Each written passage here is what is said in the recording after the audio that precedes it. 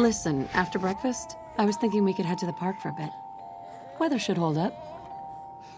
Yeah, sounds like fun. Sir, Mum, you should come and see this.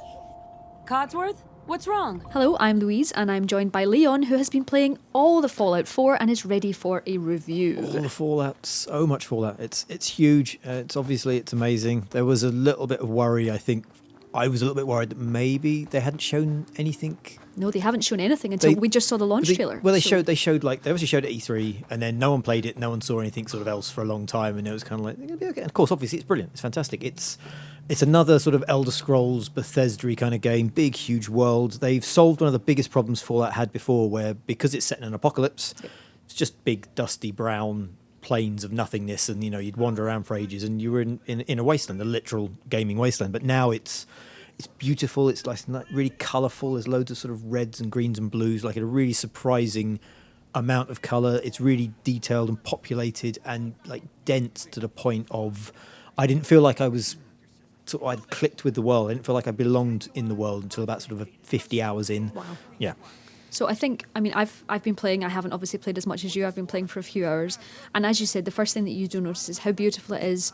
It's very attractive, it's very bright, but what you're saying, it's very populated. Obviously, we're not going to go into spoilers here. We're not going to touch on story. Spoiler-free. Spoiler-free for the next sort of 4 minutes, so don't worry about that. We're not going to talk about that. But in terms of the kind of environments that you do explore, I've seen, the same thing that you do in screenshots, which are, garages, things like that. What kind of, when you say something's populated? Well, you get like, there's cities and there's settlements. So the whole idea is, I think it's set like, a little bit after the previous games. So like life has kind of reestablished itself a bit more. So you'll find like kind of farms and homesteads, and the cities are kind of more built up.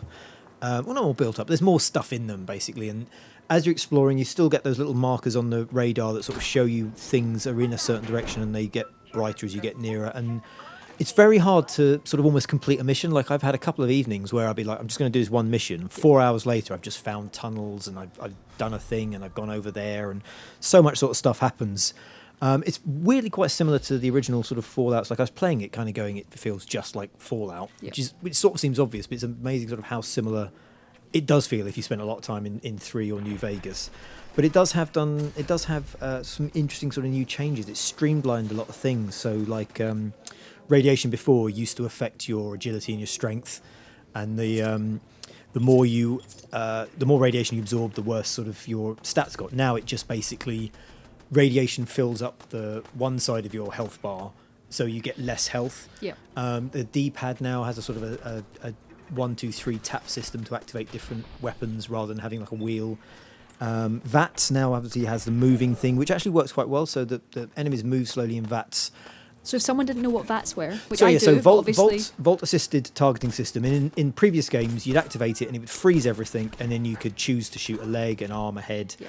Now it moves slightly, so you can sort of see them moving behind cover. You might see 2 running at you, and as you're trying to take your shot, one of them puts his head out a bit more, and so you can have to sort of think on the spot and react to it more rather than just having a breather and taking a break. A big thing we wanted to bring up was companions too.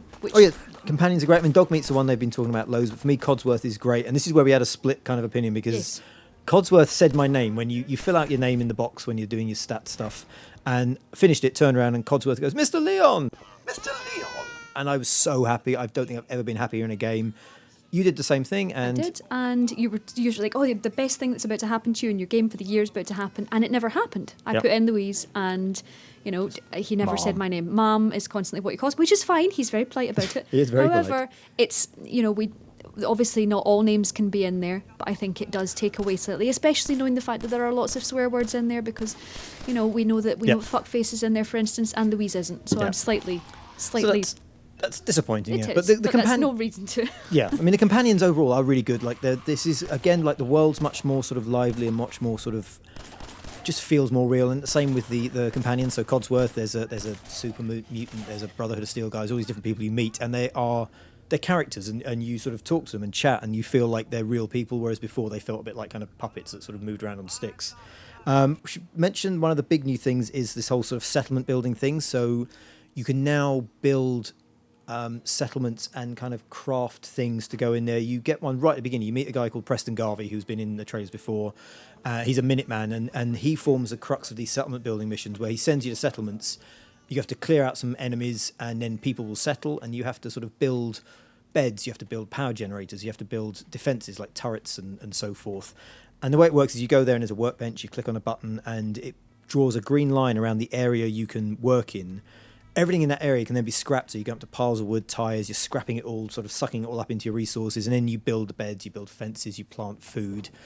You can do as much or as little as you want. Like some of the stuff I've seen, you can build lights and put TVs in and radios and all this sort of stuff. All I've basically done is made sure they've got enough food, water, defence, made all the little stats green where they were red, and then I'm like, bye, see you later. That definitely sounds like something, as someone from played Fallout Shelter for a long time, that I'd probably spend hours. Yeah. I've not even got to that point yet. It's completely superfluous. You don't sort of have to do it at all, really. Like you can see sort of on your Pip-Boy, you can see all the settlements, and it can have a little arrow a little marker if they've got any trouble. And I go back every now and then check. But you could, I think maybe on a quiet night, if you don't fancy doing any missioning, you could just sit there and just make your settlements look very pretty. You can build entire buildings. You can do anything in it. It's impressive. That's the thing. We could talk about this all day. However, we want to say something. So massive amounts of freedom. Yep. Oh, it's just so huge. Like the point where it really clicked with me was last night when I've been doing sort of story missions and side missions, and you collect all these little kind of faction things.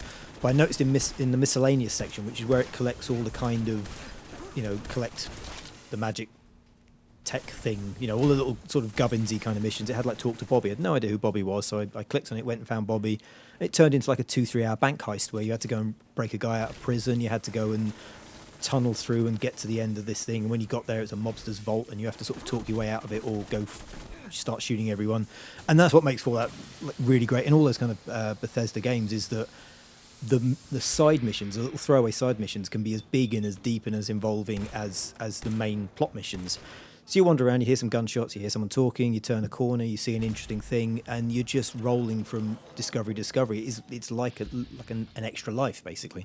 And I think everyone knows that this really will sort of eat their life, and it's a good thing. Yep. That you can say it is worth the hype. It's hundreds of hours in there. I should also mention the power armor. That was another big thing that they've got in the game. You now have your own set of power armor that you have to maintain, and you have to try and look after. I found it it's a bit of it's a kind of a pain in the ass and brilliant at the same time, because it took me forever to get all the bits together and power cores and get everything to run.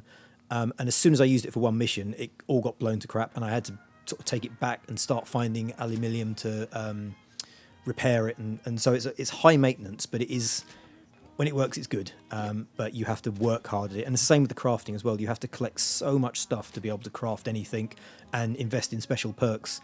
You might want to just buy the guns and collect the guns. Like I've been picking up, I'll spend ages working on a gun, crafting it, and then pick a better one up on a mission. Yep. So that's all the options there, basically. If you can think of a way of doing something, it's in the game. It's probably sort of the deepest, most involved Fallout-y, Elder Scrolls-y, Oblivion-y type thing they've done so far. Yes, I think we'll have to stop there.